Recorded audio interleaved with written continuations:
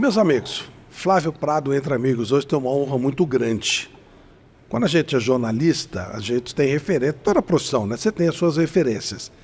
E esse meu convidado de hoje é uma das referências para todos os jornalistas, inclusive para mim, profissional de altíssimo gabarito, respeitado, passou pelas maiores emissoras do Brasil e é uma referência.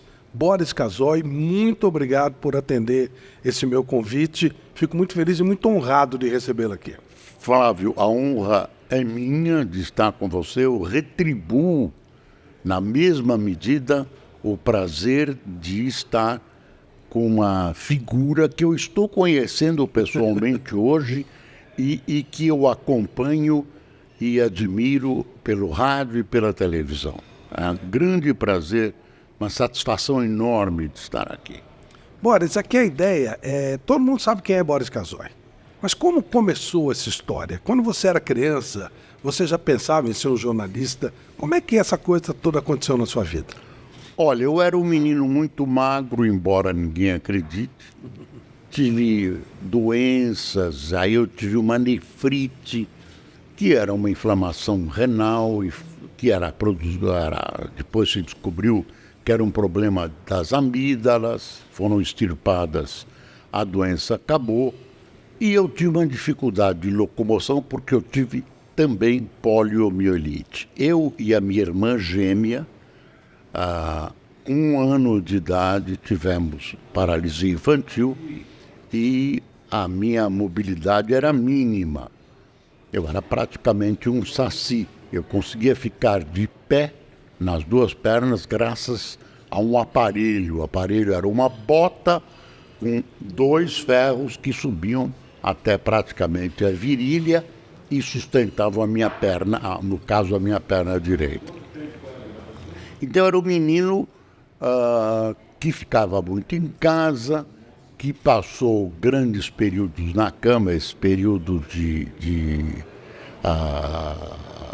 nefrite, e eu gostava. Qual era a distração de um menino de 5, 6 anos? Eu lia mal, eu ouvia rádio. Eu me apaixonei pelo rádio. Eu brinco porque aos 4 anos eu tenho essa memória. Eu me lembro que eu fiquei muito curioso porque eu vi um rádio funcionando e eu quis saber o que tinha dentro do rádio. Cadê aquele homem que estava falando? Aí me diziam, não, tem um japonês aí dentro, porque o japonês é pequeno e ele fica aí dentro. Agora eu tenho certeza que existe esse japonês dentro do rádio. Naquela época eu tinha dúvidas. Agora é hora de falar da Baltec. Essa é uma empresa que você já ouviu falar, com certeza. Eu falo muito porque a Baltec ela é reconhecida em todo o mercado de construção como a empresa que mais lança produtos inovadores e traz facilidade para a vida de todo brasileiro. Acesse www.baltecbrasil.com.br, você vai ver lá tudo que o Gabigol da construção faz para você. Você vai construir ou vai reformar? Faça como eu, vá de Baltec, que é muito legal e é produto garantido, além de novidade a todo momento. E o rádio passou a ser a minha paixão. Eu acompanhava, sabia quem eram os artistas. Veja, era um rádio de 1946, 47... 48, não havia televisão. A televisão no Brasil é de 1950. Então, o único eletrônico, além do que a gente chamava de vitrola, que te trazia som, era o rádio. O rádio trazia novela juvenil e tal. Então, a minha primeira paixão foi o rádio. Em seguida, quando eu fiquei um pouco mais velho, o meu pai tinha dificuldade visual e ele não conseguia ler jornal. Então ele trazia o Estadão e trazia a Gazeta, eram os 2 grandes jornais da época. Ele me dava o jornal, eu deitava no chão, o jornal era muito grande para mim, e lia os títulos para ele. E ele me dizia, lê esse. lê esse. Não, pula esse. Vira a página. E eu lia com muito orgulho de prestar aquele serviço. Então, e ele me ensinava, eu perguntava para ele. Eu me lembro na Segunda Guerra Mundial, eu me lembro de uma correção que ele me fez. Eu chamei o Eisenhower, que era o comandante supremo das Forças Aliadas, de Enchover. Ele falou, não é Enchover, é Eisenhower. Como é que é? E aí ele me explicava a guerra e tal. Eu desenvolvi um veio jornalístico. Agora, o meu primeiro veio de trabalho foi no esporte, porque depois eu operei nos Estados Unidos, passei a andar, mancando um pouco, mas passei a jogar futebol. A outra paixão minha foi o esporte. O esporte, muito mais que o esporte, o futebol.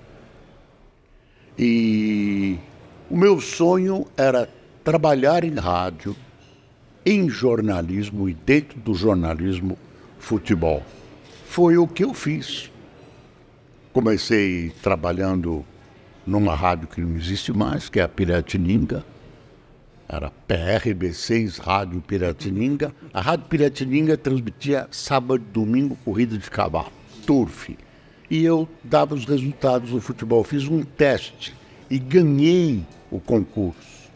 Então, aos 15 anos, 15 para 16, eu fui trabalhar na Rádio Piratininga, fazendo esse plantão esportivo dentro da tarde turfística. Que coisa. E daí eu conheci gente, fui para uma rádio da comunidade japonesa, que era a Rádio Santo Amaro, eu comecei a transmitir futebol na PAN, trabalhei com o Fiore. Você era narrador? Narrador. Narrador. Hoje não dá mais, né? Mas era narrador. Enfim, eu achava que o meu caminho jornalístico ia ser o esporte. A vida foi me desviando, foi me encaminhando. E aí, Flávio, eu tenho um orgulho da minha carreira, porque eu acabei, por consequência de fatos que foram acontecendo, eu fiz jornalismo falado, rádio, televisão, impresso, fui editor-chefe da Folha de São Paulo e agora estou fazendo internet. Então eu fechei um ciclo. Você também fechou. Também. Então são raras as pessoas que fizeram tudo. E eu gosto do que eu faço. Eu faço jornalismo com muito prazer, com muito gosto. Vamos falar agora do Grupo Hall Center. O Grupo Hall Center trabalha com rolamentos de correias transportadoras, além de diversos produtos. E não é de hoje não, viu? Há quase 20 anos, há 19 anos, trabalhando com empenho e dedicação.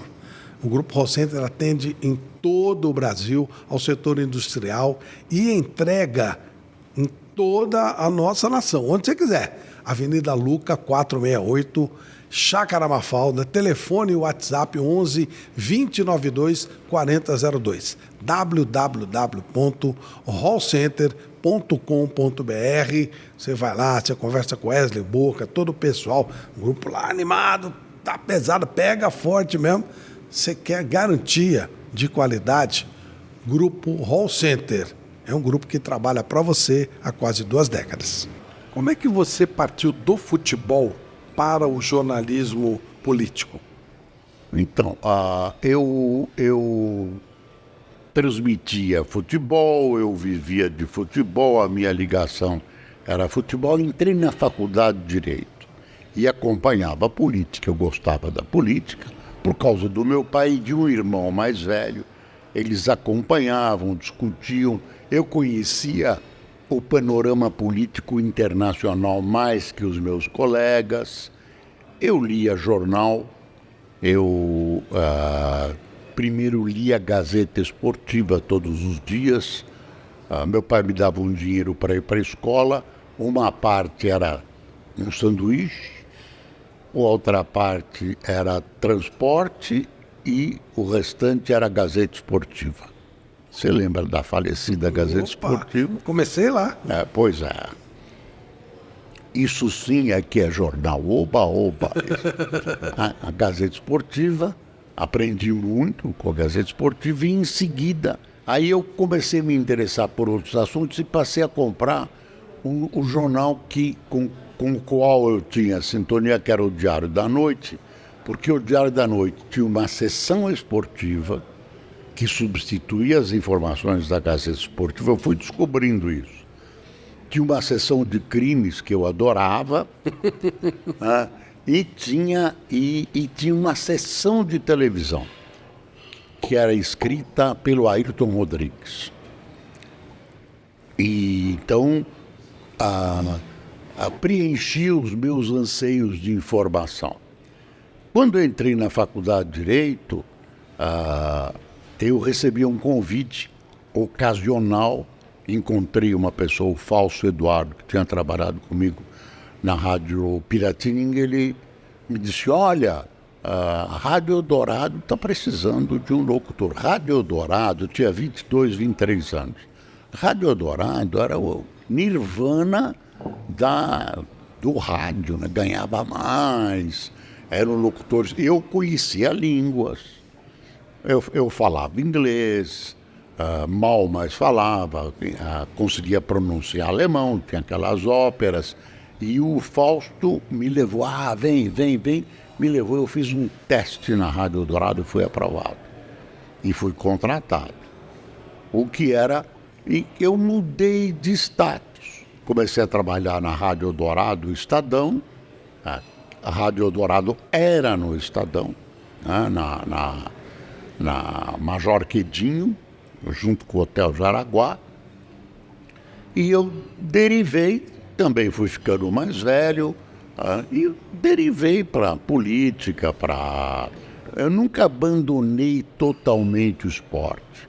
Eu gosto de ver futebol, mas não acompanho com a mesma intensidade, nada, um grande jogo. E eu perdi um pouco a minha qualidade de palmeirense. E logo agora que está tão bom. Vê, né? Mas eu gosto quando o Palmeiras ganha, mas também não lamento muito quando o Palmeiras perde, enfim. Eu acho que eu vejo o esporte como ele, imagine, pretensão, como ele deve ser visto, como um lazer, como um motivo de comemoração, de companheirismo, de lazer. E eu gosto de um bom jogo de futebol. Jogos maravilhosos, recentes, eu assisto pela televisão, não tenho ido ao estádio. Agora eu quero falar com você sobre a Guimarães Aranha, assessoria contábil e empresarial. Na Guimarães Aranha, você tem apoio completo para otimizar os seus processos contábeis e fiscais. E ainda departamento pessoal. Não só no Brasil, como também nos Estados Unidos. Tem representação da Guimarães Aranha lá nos Estados Unidos. Avenida Imperatriz Leopoldina, 150, Nova Petrópolis, em São Bernardo do Campo. O telefone da Guimarães Aranha, 11 49 42 5260. Ou então acesse www.guimarãesaranha.com.br. É a melhor maneira de você ter um grande suporte para toda a sua gestão. Grande abraço para o Anderson e para todo o pessoal da Guimarães Aranha. Vai lá, garanto que você vai se dar bem. E foi assim, quer dizer, isso foi crescendo, eu fui sendo encaminhado pelo destino, né? As coisas foram acontecendo. E a televisão? Como é que ela entrou? Não, a televisão, eu tinha feito uma passagem pela televisão Frila no programa Mosaico na TV, que era um programa israelita, era uma concessão, e é um programa dos mais antigos da televisão brasileira, e eu fiz a minha primeira experiência de Frila, eu fui um dos apresentadores. Aquilo foi muito rápido e um belo dia aí já entra a parte mais profissional no caso. Eu participei como jornalista da Folha de um debate eleitoral. Alguém lá me viu, do SBT, eram dois diretores lá, o Marcos Wilson e o Emediato, Disse, olha, eu não conhecia ambos. Disse, olha, nós vamos fazer um jornal de âncora, como o jornal de âncora americano. Isso era pouco conhecido no Brasil. O âncora, agora todo mundo chama tudo de âncora, mas o âncora americano, ele tem um diferencial sobre o apresentador.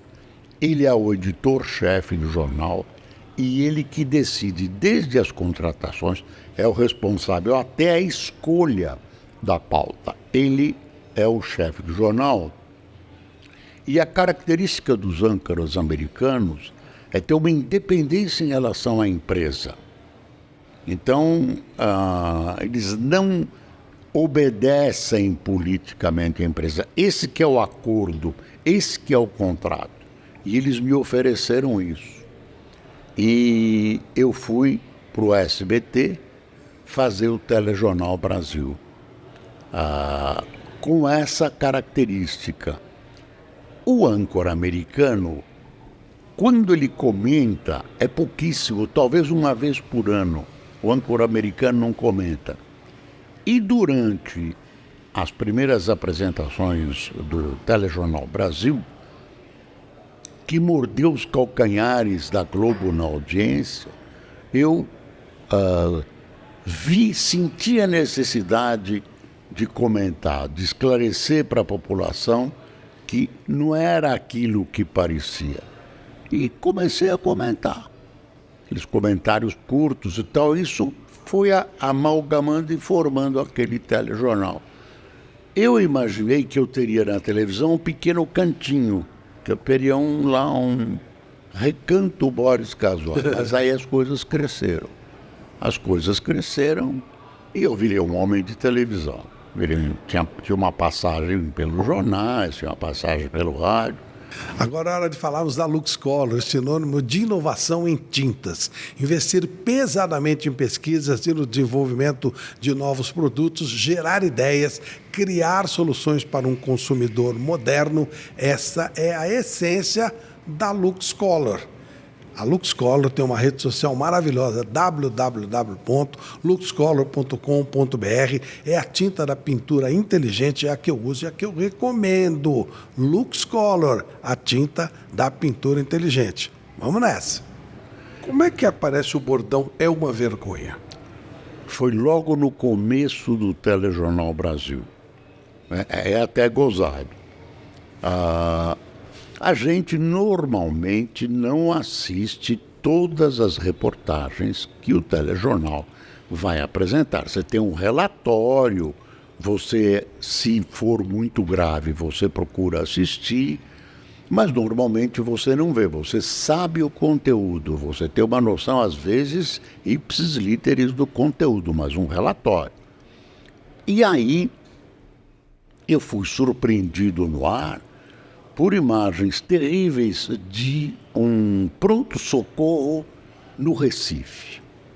Isso lá, pelos idos de 1987, não melhorou muito, não. É verdade. Aí, aquilo era uma câmara de tortura, né? As pessoas espalhadas pelo chão, médicos correndo para lá e para cá, faltando tudo. Eu fui olhando aquilo e, veja, era a abertura da ditadura. A gente não estava acostumado àquelas imagens que eram muito controladas, tinham deixado de ser.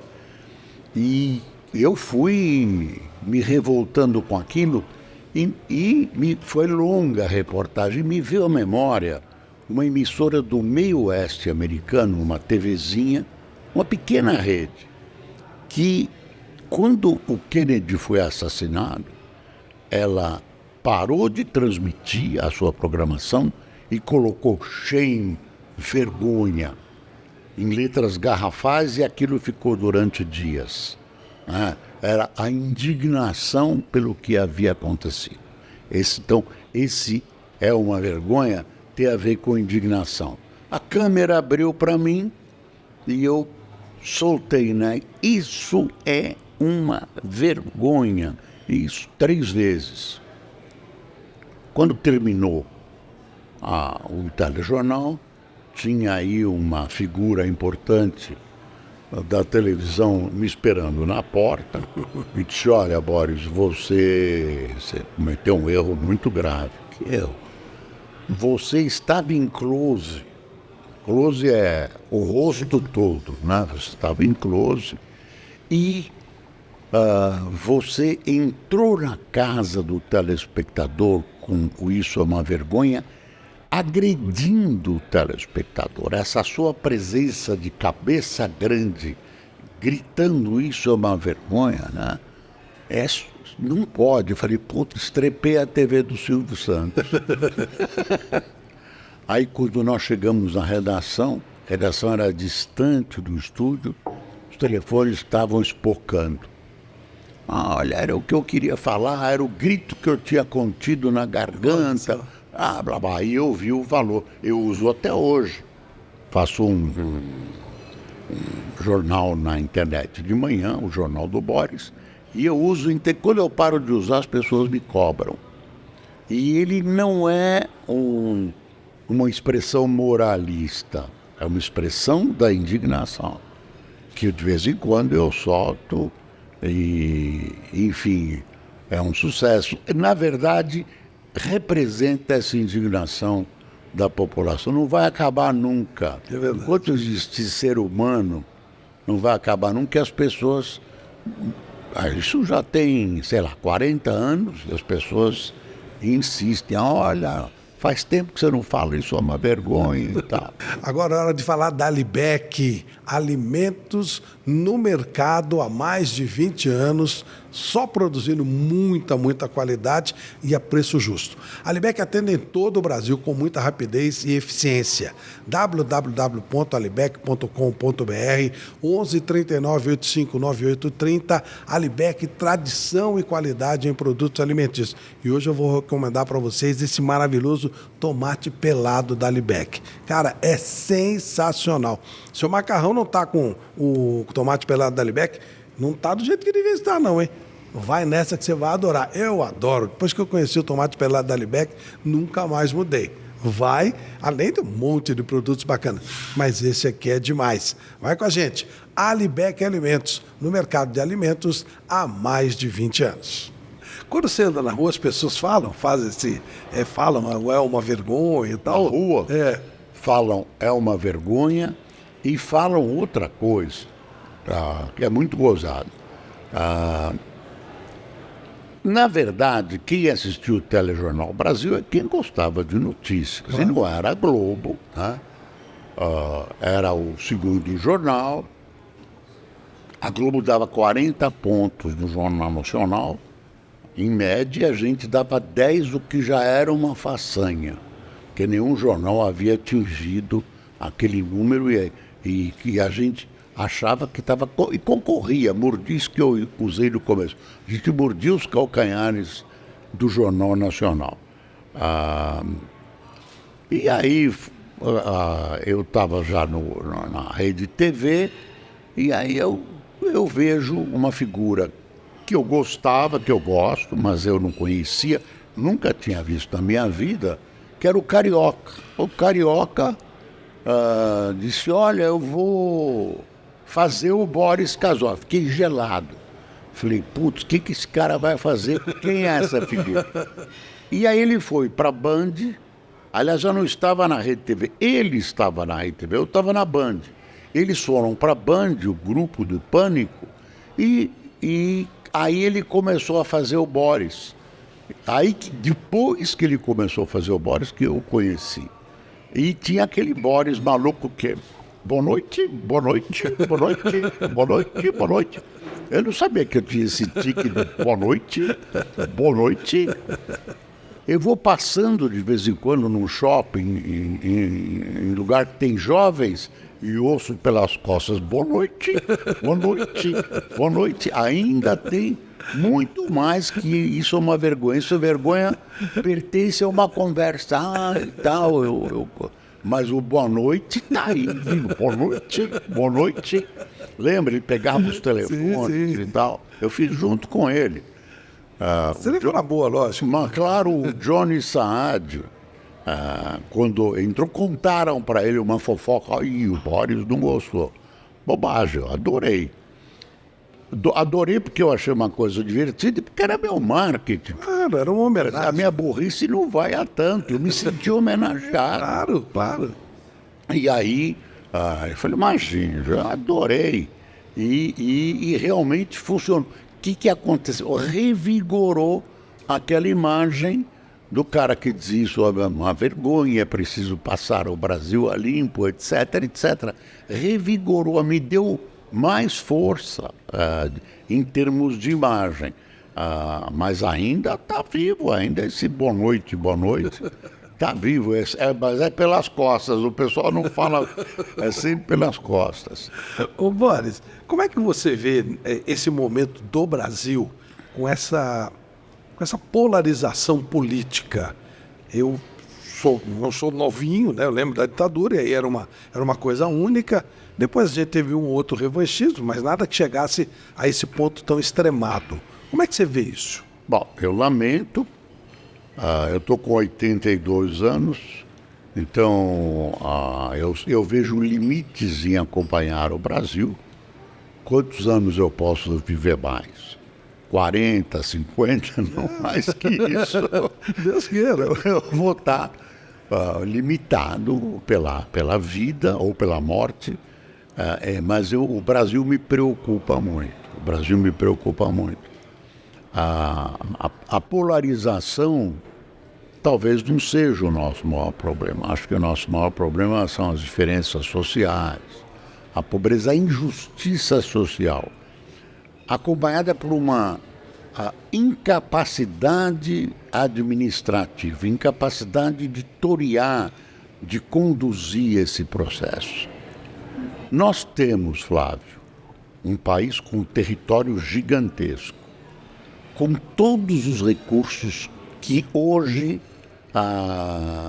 servem para o desenvolvimento. Você tem petróleo, não é autossuficiente por pequenas razões técnicas, mas temos capacidade de autossuficiência de petróleo. Temos uma mata fantástica, com biomas fantásticos ainda desconhecidos, um litoral piscoso, gigantesco, não falta água, rios monumentais no país todo e uma população muito grande, né? Mais de 200 milhões de pessoas que podem, se tiverem dinheiro, formar um mercado excepcional. Um mercado que permita você produzir internamente no país de maneira lucrativa e de maneira a dar muitos empregos. É uma equação que parece fácil, eu tô esquematizando, mas é uma equação que não se fecha no Brasil. Eu vejo razões políticas. Então, essa polarização que eu acho que é produto dessa insatisfação popular, insatisfação com as elites. Elite não é aquela do Lula, que são as pessoas ricas. Elite é o comando da nação, né? Nós, universitários, jornalistas, médicos, advogados, empresários, sindicalistas. A elite não tem sabido conduzir o país. E essa polarização é um dos fatores. Eu acho que o tempo pode resolver. Não vejo uma solução tão rápida, não vejo. De repente, eu acho que o tempo é o senhor da razão. Eu acho que é impossível que a natureza seja tão injusta com o Brasil que não nos conduza a um grupo de pessoas que consiga tocar esse país adiante.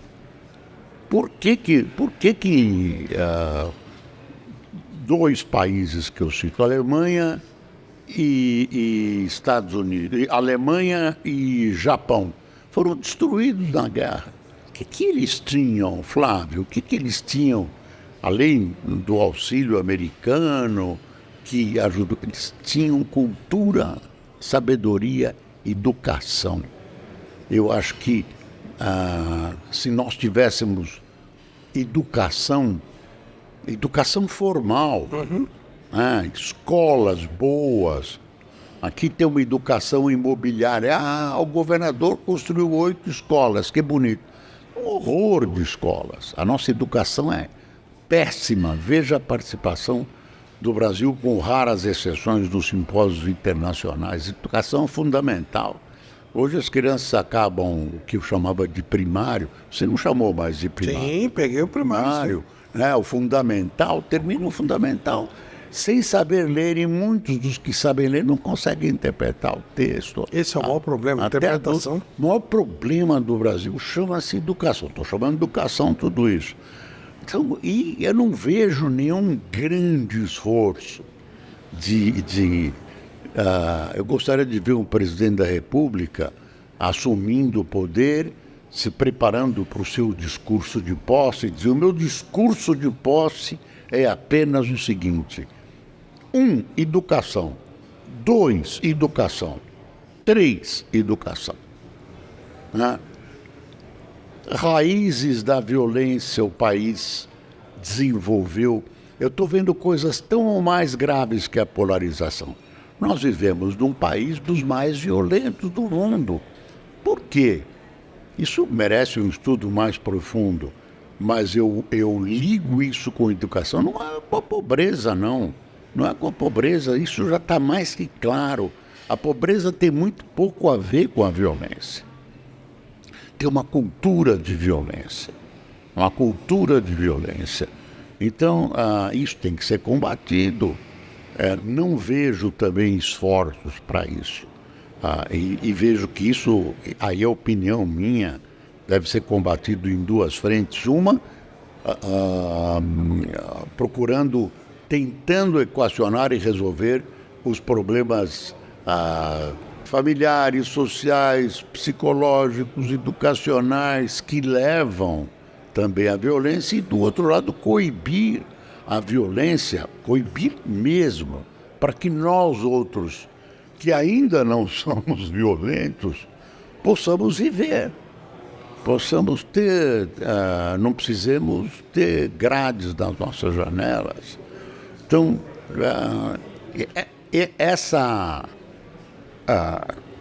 o temor vai no seguinte caminho: se você não começa a resolver isso, tem esse desequilíbrio entre pobreza e riqueza no Brasil. Tem uma classe média cada vez mais oprimida. Eu vejo de longe a possibilidade de uma explosão social, porque o tecido social está cada vez mais desintegrado. Eu temo que algum dia algumas pessoas venham bater na nossa porta para pedir o seu quinhão desse país. Eu acho que por razões éticas, morais e por justiça, esse problema da grande pobreza, das diferenças sociais, tem que ser resolvido. Você não vai resolver tudo, mas você tem que equalizar as pessoas para que as pessoas tenham o máximo possível de oportunidades iguais. Eu estou fazendo um traçado rápido. Mas está perfeito. As pessoas até vão ficar assustadas. Eu não vou bater no peito dizendo: o Brasil é maravilhoso. Tem praias, florestas, tem todos os climas. Olha, você vê, com toda dificuldade, você deixou a agricultura trabalhar. Você criou alguns núcleos de excelência, como a Embrapa. Você criou uma Embrapa. Aliás, eu fui secretário de imprensa do ministro Cirne Lima, ele está vivo, mora no Rio Grande do Sul, foi ele que criou a Embrapa.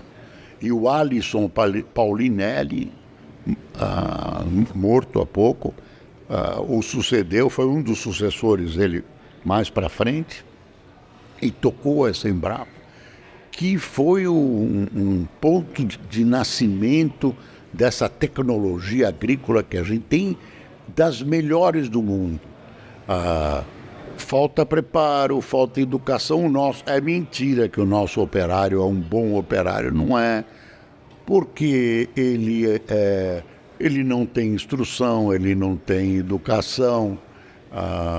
Hoje, para dirigir uma máquina agrícola, você precisa ter o mínimo de conhecimento para poder apertar aqueles botões. É tudo mecanizado, é ligação com o satélite, e nós temos cada vez menos gente em relação às necessidades disponíveis para esse tipo de coisa. Mas a nossa agricultura, com todas as nossas dificuldades, apesar do governo sempre atrapalhar, você liberou um pouco o crédito, você tem esse resultado fantástico, o Brasil liderando uma série de recordes agrícolas. Mas o país não pode ser, eu não me conformo que o país seja o fornecedor de matérias-primas, fornecer arroz, feijão, minerais, petróleo para o mundo. O Brasil tem que trabalhar com produtos acabados, tem que trabalhar com produtos industrializados, tem que vender para os outros. Não adianta a gente ficar fornecendo plantinha para a China e para os Estados Unidos. Nós precisamos desenvolver uma indústria potente e tal. De vez em quando o Brasil toma fôlego e o tal voo de galinha e cai. Não, mas os potenciais estão todos aí. É assim que eu vejo. Não se assuste, viu, quem está assistindo. Não, mas é perfeito. É hora de falar da CrossFox Elétrica. A CrossFox Elétrica é referência no segmento de fios e cabos elétricos em todo o Brasil. A CrossFox é distribuidora oficial da Telefio, que possui uma estrutura fabril moderna e equipamentos altamente tecnológicos. Isso possibilita uma logística rápida e um atendimento personalizado a todos os seus clientes. Rua Mambaí 270, na Vila Maria, em São Paulo, ou o nosso site www.crossfoxelétrica.com.br, ou então ligue 2902-1070. Há mais de uma década entregando soluções.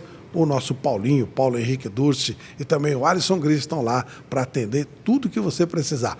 CrossFox Elétrica, essa eu recomendo demais. E Telefio, né? Duas marcas espetaculares. Boris, eu sempre finalizo com 3 colocações, 3 perguntas. Primeira delas, você disse agora há pouco, eu tenho 82 anos. Você tem 82? Não, eu tenho um pouquinho menos. Eu tenho 70, 69. Mas você disse, você tem 82. Nós estamos vendo aí chegar a inteligência artificial. Fernando Solera, que é uma pessoa que eu tenho um amor enorme, Solera está com mais de 90 e diz assim: eu não temo morrer, eu temo perder o que está por vir. Ele é uma coisa que ele pensa muito. E aí eu coloco uma situação. A inteligência artificial está chegando e ela diria a você, alguém, um robozinho, diz: Boris, você pode viver mais 82 anos. Nós vamos fazer você viver mais 82, aí você vai conseguir conhecer tudo que vai acontecer daqui a 80 anos, 82 anos. Mas tem uma condição. Você tem que apagar tudo que você viveu até hoje. Você começa do zero agora. Você faria essa troca? Eu não sei porque está perguntando isso, mas eu acho que eu não faria essa troca. Eu estou feliz com o que eu vivi. Eu estou feliz. Nesse meu trajeto, nessa minha trajetória, tem um ponto que eu acabei não colocando, que é o seguinte: no meio disso eu trabalhei com política. Eu fui secretário de imprensa de 4 políticos importantes. José Carlos Figueiredo Ferraz, prefeito de São Paulo, Antônio Rodrigues Filho, pai do Roberto Rodrigues, que foi, no último governo do Lula, ministro da Agricultura, Herbert Levy, secretário paulista da Agricultura, e Cirne Lima, ministro da Agricultura. Então, eu conheci o Brasil, eu viajei com essa gente, conheci o urbanismo com o Figueiredo Ferraz, eu sempre achei que eu que devia pagar. Então, eu acho que eu sou realizado como homem, como pessoa, e muito realizado profissionalmente, muito realizado. Então eu não vou abrir mão disso, mano. Que proposta é essa? Isso é uma proposta do inferno. Você foi industriado por Satanás. Foi a inteligência artificial. Eu gostaria de ver. Eu concordo com o Solera, aliás, o Solera faz falta. Faz muita falta. Nossa, ele tem um filho no rádio. Ele tem um filho médico. Médico. Não vejo, eu me lembro do Solera. Se ele estiver nos vendo, Solera, um grande abraço. Teu ouvinte atencioso, aluno, quase aluno, grande. E eu acho que nós, essa geração, viu bastante. Quando eu nasci, o avião estava engatinhando. Eu nasci em 41, estavam começando os voos interoceânicos, transoceânicos.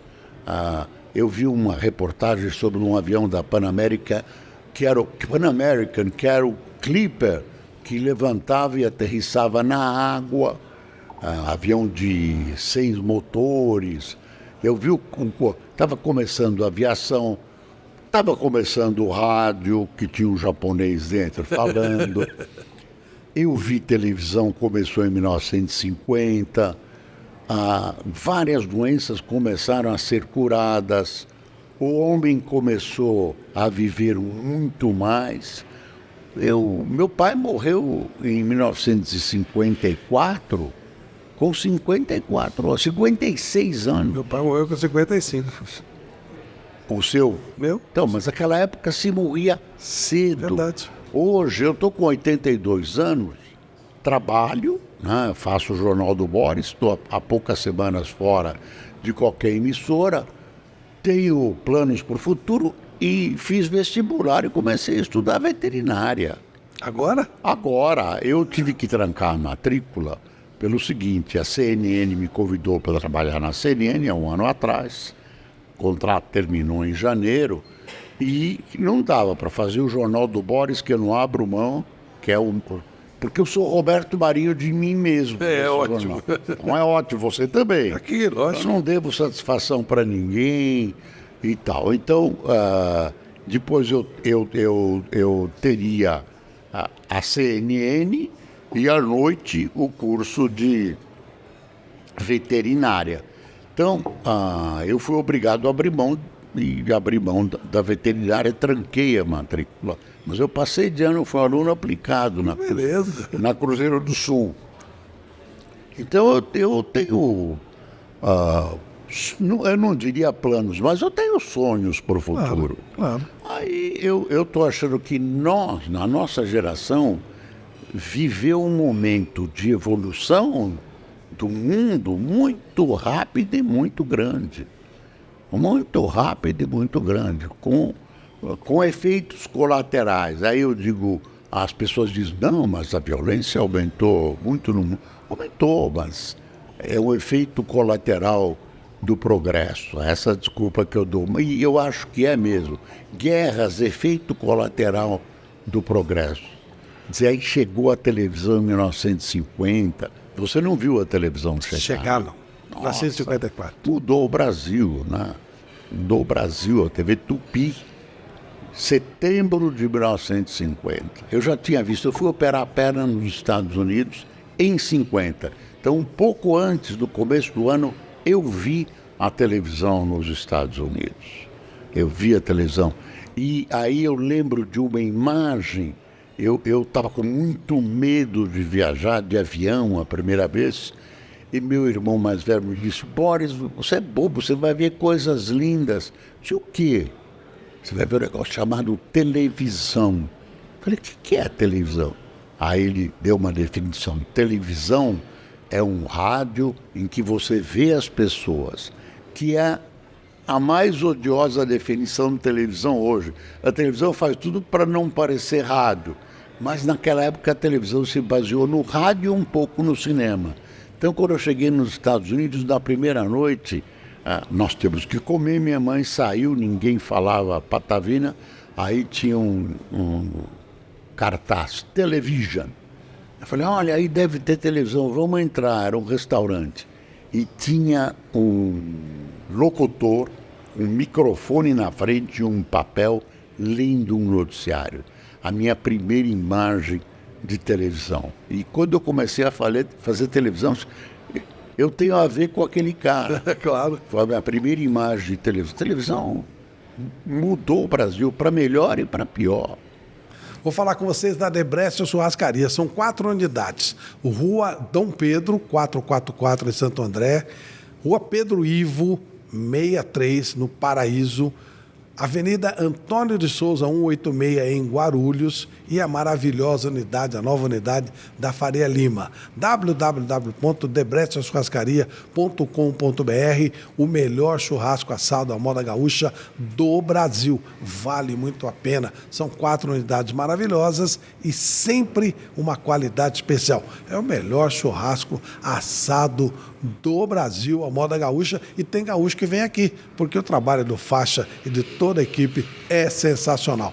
Debrecht Churrascaria. Essa eu recomendo demais, você vai adorar. Bem a propósito, em comparação, tem uma segunda pergunta. A segunda pergunta é a seguinte. Há um conto do Jorge Luiz Borges. Ele está lá, velhinho, quase morrendo, já quase cego. E aí chega um menino, senta do lado dele e começa a provocá-lo. Falar coisas que ele não gostava e tal. E uma hora ele se aborrece, olha para o menino e diz assim: ô moleque, quem você é? Ele falou, eu sou você com a sua idade. E estava incomodado com aquele menino. Se esse encontro acontecesse com você e aquele menino pequenininho, seria um encontro amigável? Vocês iriam discutir? Como é que seria? Eu era muito melhor naquela época. Não, eu era uma criança terrível. Eu fui uma criança terrível, cometi erros muito graves. Eu mesmo me desculpo pela minha poliomielite, que me manteve amarrado até os 9 anos, então eu acho que isso psicologicamente causou danos, né? Mas tem coisas piores, não que ocorreram comigo, eu sei que existem coisas piores. Eu acho que eu escapei bem, ainda joguei bola, estudei, tive a chance de estudar em bons colégios. Agora, a partir dos 12, 13 anos, depois de ter feito muito exercício físico e tal, eu virei um menino revoltado e problemático da minha casa. Eu criei problemas para os meus pais e tal. Imagine, eram coisas que hoje são inúteis. Por exemplo, minha mãe se preocupava muito porque eu jogava bola na rua, e naquela época chamava moleque da rua que jogava bola. A polícia vinha em casa, porque os vizinhos reclamavam, a molecada jogava bola. Imagine. Mas eu não teria nada a cobrar, nada. E nada a me arrepender. A não ser de em alguns momentos, né, não ter atentado por que meus pais queriam, especialmente minha mãe. Mas tem uma virtude dela, das virtudes das mães, muito grande, que era a insistência em que eu estudasse. A insistência, insistir, enchi o saco. Um belo dia, acordei de manhã e falei, o que eu vou ser? Fulano, cicrano, meus amigos já estão... E aí eu resolvi estudar. Sabe o que aconteceu, Flávio? Quando eu resolvi estudar, a minha mãe pensou que eu tinha enlouquecido, porque é verdade. Chamou a minha irmã mais velha, que era professora, para saber o que estava acontecendo comigo, que eu comecei a ler, me trancava no quarto, lia, escrevia, e foi um momento de... Então, eu acho que a insistência da minha mãe, né? Água mole em pedra dura, água mole em cabeça dura. Mas eu não tenho nada, eu diria para aquele menino, Boris, vai tomar banho, me deixa em paz. A última. Deus desce na Terra, ele dá o privilégio de fazer uma pergunta a ele, sem réplica, sem nada. Você só tem direito a uma pergunta e mais nada. Ele vai te responder e acabou. Qual seria a pergunta? A pergunta hoje Pergunta sua. Deus está aqui, você vai perguntar. é a grande dúvida. Deus, para onde vamos? Para onde eu vou? Qual será o meu futuro? Deus existe? Perguntaria para ele. Era essa a minha questão. É uma questão que existe em mim. Boris, muito obrigado pela aula, pelo show, pela humildade, por tudo que você fez aqui com a gente. Tenho certeza que as pessoas vão admirá-lo ainda mais por toda essa sua história maravilhosa. E, de novo, como comecei e termino. Você é um exemplo para todo jornalista, principalmente os meninos que às vezes nos procuram. Olha, como é que eu devo fazer e tal. Vejam o que Boris Casoy falou, peguem essa história e com certeza vocês terão muito aprendizado. Muito obrigado. Flávio, para esses meninos eu digo, se você gosta de jornalismo, siga. Se você vai por conveniência, não faça, porque tem sacrifícios, tem problemas, né? Todos nós enfrentamos. Você jamais será patrão, você poderá ser chefe, que também é espinhoso em jornalismo. Estude, leia, estude e leia. Aprenda línguas, né? E eu queria te agradecer, Flávio, foram momentos muito agradáveis. Muito obrigado. Você me fez psicanálise, me levou para o divã, as suas 3 perguntas finais foram muito graves e eu queria agradecer e me colocar à disposição. E gostaria de estar presente aqui outras vezes, viu? Se Deus quiser. Daqui uns 40, 50 anos, nós dois. Vamos comemorar 50 anos do programa juntos. Revigorados com os remédios novos que vão surgir. Grandes doses de Viagra mental. Coisa maravilhosa. Está precisando muito todo mundo. Obrigado, Boris. Um abraço. Outro. Tchau para quem abraço, teve gente. a paciência de nos acompanhar. Valeu, gente.